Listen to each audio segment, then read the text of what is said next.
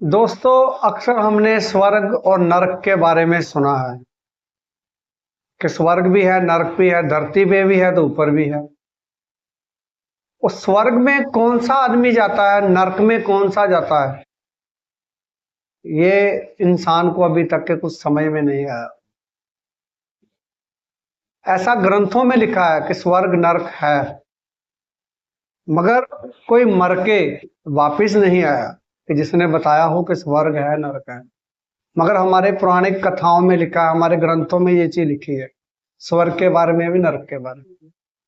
तो कौन स्वर्ग में जाता है, कौन नरक में जाता है, चलिए आज मैं इसके बारे में आपको बताने की कोशिश कर रहा हूँ। नमस्कार दोस्तों, मेरा नाम है हरजिंदर कुमार और आज मैं बात करने जा रहा हूँ स्वर्ग और नरक के बारे में। क्या है स्वर्ग नरक?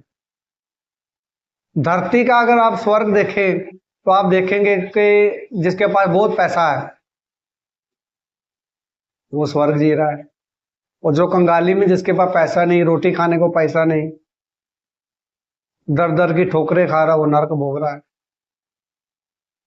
कभी किसी ने आप कभी भी पूछा पैसे वाले से कि तुम खुश हो? वो खुश नहीं होगा, उसको तृप्ति नहीं है। और जो दुख में जी रहा है, कभी उससे जाके पूछा कि तुम्हारी जिंदगी सुकून है, सुख में ही है? कभी किसी ने।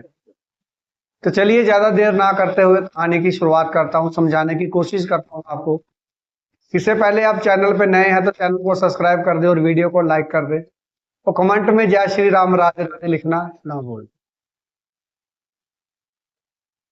एक बार भगवान विष्णु जी अपने धाम में निंद्रा में सो रहे थे। लक्ष्मी जी पास में बैठी उनके पांव दबा रही थी, और शेषनाग की सैया पे विष्णु जी सो रहे थे।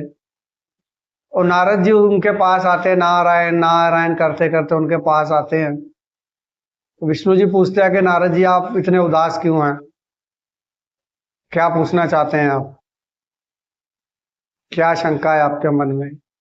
तो नारद जी कहते हैं कि प्रभु, मैं अभी यमलोक में गया था, वहां पे मैं क्या देख रहा हूं कि जो दानी पुरुष हैं, जिनके पास बहुत ज्ञान है, वो नरक में जा रहे हैं। तो जिन्होंने कभी कुछ दान नहीं किया, पुण्य नहीं कमाया, कुछ नहीं किया, वो स्वर्ग में जा रहे हैं। इसके पीछे की सच्चाई क्या है कि कौन स्वर्ग में जाता है, कौन नरक में जाता है? तो विष्णु जी कहते हैं कि बस इतनी सी बात। तो चलो आज मैं आपको इस चीज के बारे में बताता हूं कि कौन स्वर्ग का भागीदारी है, कौन नरक का। विष्णु जी कहते हैं एक मध्य देश का राजा था, एक व्यापारी था, एक ब्राह्मण पंडित था, और एक मजदूर औरत थी। और तीनों को एक ही टाइम पे उनकी मौत हो गई। जैसे यमदूत उनको लेके गए और यमराज के आगे पेश किया गया, तो यमराज अपने आसन पे थे। वहां पे वो लोग को इंतजार कराया गया कि जब तक यमराज ना आ जाए तुम लोगों का फैसला कोई नहीं सुनाया जाए। इतने में जो राजा था वो सोच रहा था कि मैं तो स्वर्ग मिलेगा मुझे, मुझे क्या टेंशन। व्यापारी था वो भी यही सोच रहा था, ब्राह्मण पंडित था वो भी यही सोच रहा था, मगर पास में जो औरत खड़ी थी वो कुछ नहीं सोच रही। वो तो बेचारी अबला नारी, बेबस, जिसने भगवान का कभी जिंदगी में नाम नहीं लिया, वो चुपचाप खड़ी थी, इन लोगों की बात सुन रही थी। तो मैं तो नरक में ही जाऊंगी, इसमें टेंशन लेने वाली कोई बात नहीं। तो जैसे ही यमराज वहां आते हैं तो सबको वहां पेश किया जाता है।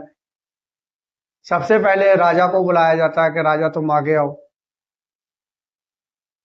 यमराज उनसे कहता है कि तुमने क्या जिंदगी में अच्छे काम किए कि तुम्हें स्वर्ग भेजा जाए?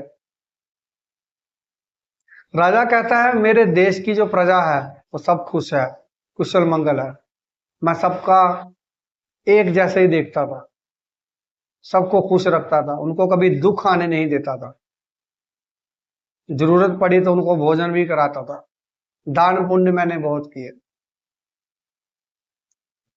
तो यमराज चित्रगुप्त से कहते हैं चित्रगुप्त देखो कि ये सच बोल रहा है। वो किताब खोलते हैं, चित्रगुप्त देव बोलते हैं कि हाँ, कि सब सच बोल रहे हैं, जो भी इन्होंने किया, इनकी प्रजा भी बहुत खुश है, सब कुछ कुशल मंगल है। मगर इसने निस्वार्थ कुछ नहीं किया, इसके पीछे इसका कोई लोभ था। ये जो कुछ भी कर रहा था लोभ के कारण कर रहा, इसलिए वो कुछ भी इसके पुण्य किए किसी काम के नहीं, सब व्यर्थ है। तो बोलते हैं कि राजा, तुमने ये सब किया, तुम्हें नरक ही मिलेगा। और नरक, फिर वो व्यापारी को बुलाते हैं कि व्यापारी तुम आगे आओ। व्यापारी बहुत खुशी से बोलता है कि मैंने जी दान पुण्य बहुत किए, लोगों को घर बना के दिए, बहुत पैसा कमाया, जिनके पास पैसा नहीं था उनको पैसा दिया, जिनके पास रोजगार नहीं था मैंने उनको रोजगार दिया, अपने परिवार को खुश रखा, सब कुछ मैंने किया। तो यमराज चित्रगुप्त से कहते हैं कि इसका देखो इसने क्या किया, जो सच बोल रहा है। जैसे चित्रगुप्त अपनी किताब खोलते हैं, बोलते हैं महाराज ये सत्य बोल रहे हैं, इन्होंने जो भी बोला सब कुछ सच बोला। मगर इनके मन में मकारी थी, ये चोरी का धन कमाया हुआ था, और चोरी के धन कमाने से इसके जितने भी इसने पुण्य किए थे सब नष्ट हो गए। उसके बाद पंडित की बारी आती है कि पंडित तुम आगे आओ। पंडित को पूछा जाता है कि तुमने अपनी जिंदगी में सोचो क्या किया क्या नहीं किया, कुछ अच्छे काम किए तूने? पंडित बहुत खुश था, बोला मैंने हजारों यज्ञ किए और 24 घंटे भगवान की माला जपता रहा, 1001 कन्याओं की मैंने शादी कराई, पिंडदान किए, जो भी पंडित करते उसने सब कुछ गिना दिया। और यमराज ने कहा कि देखो चित्रगुप्त इसे सच सच बोल रहा है। चित्रगुप्त कहता है सही है, सब कुछ सच बोल रहा है, मगर इसने जो कुछ भी किया, अगर यज्ञ किए तो उसके पीछे इसका लोभ था, पैसा धन कमाना, ये लोभी था धन का, निस्वार्थ इसने कोई कर्म नहीं किया। अगर ये कहता है कि मैंने कन्याओं की शादी कराई तो इसके पीछे भी इसका लोभ था कि मुझे स्वर्ग जाना है, ये लालसा में इसने ये पुण्य किए, इसलिए बोले इसको नरक में भेजा जाए। और लास्ट में बची वो औरत, उस औरत से पूछते हैं कि तुमने क्या अपनी जिंदगी में किया? तो बोली महाराज मैं क्या करूंगी, एक गरीब घर में मेरा जन्म हुआ, शादी हुई, बच्चे हुए और पति मर गया, मेरे पास तो इतना समय भी नहीं रहता था कि मैं भगवान का नाम जाप कर सकूं, किसी को खिलाऊंगी क्या, दान पुण्य कहां से करूंगी, मेरे तो घर का गुजारा बहुत मुश्किल से चलता था। मैं अपने सास ससुर की सेवा में लगी रही, दिन भर रात बच्चों की सेवा में लगी रही, सुबह काम को जाती थी शाम को आती थी, तो मुझे क्या मिलेगा? मुझे तो पता है कि मैंने धरती पे भी नरक भोगा, यही भी नरक भोगूंगी। चित्रगुप्त कहते हैं कि तुम सोचो कि अपनी जिंदगी में कोई अच्छा काम किया हो, तो वो बचपन से लेके जब तक मरती नहीं वो सोचती रहती है कि मैंने क्या कोई अच्छा काम किया।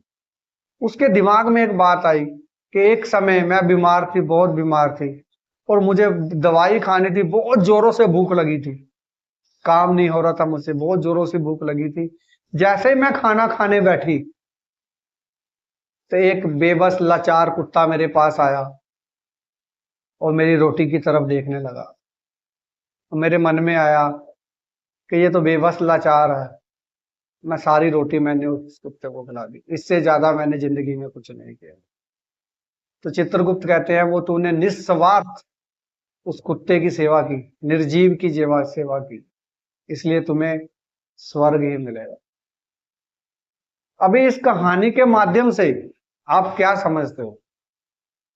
मैं समझाना क्या चाहता हूं कि हमने देखा होगा कि बहुत लोग लंगर भी लगाते हैं, दान पुण्य करते हुए देखे होंगे, जो अमीर लोग रहेंगे दान पुण्य भी करते रहेंगे, मगर उनके पीछे भी अगर उनका स्वार्थ है, लोभ है किसी चीज का, तो वो मत ये मत सोचे कि मुझे स्वर्ग मिलेगा। अगर गरीब के अगर पेट अगर नहीं भरा, मगर वो दूसरे का पेट भर रहा है, चाहे इंसान का ही भर रहा है, चाहे कुत्ते का भर रहा है, किसी का भी पेट भर रहा है, वो अच्छा कर्म कर रहा है, मगर उसके पीछे उसका कोई लोभ नहीं है। अगर आप लोभ रख के कोई काम करोगे कि मैं इस काम के लिए ये काम कर रहा हूँ, मन में कोई लालच है, तो आप ये मत सोचना कि मैं कुछ अच्छा काम करके जा रहा हूँ। अगर जिंदगी में दुनिया में आए हो तो कुछ अच्छे काम करके जाओ कि बाद में भी दुनिया आपको याद करे। ऐसा कर्म गलती से भी मत करो। ये लालच मत रखो कि मुझे स्वर्ग मिलेगा या नर्क मिलेगा, नहीं, निस्वार्थ भाव से करो। श्री कृष्ण ने भी भगवत गीता में यही कहा है कि इस हाथ से अगर काम करते तो इस हाथ को पता नहीं चलना चाहिए। अगर दान पुण्य किया तो उसे भूल जाओ, नेकी कर कुएं में डाल। मैं ये समझाना चाहता हूं। आप कहानी अच्छी लगी हो तो लाइक एंड सब्सक्राइब और दोस्तों के साथ भी शेयर कीजिए। नमस्कार।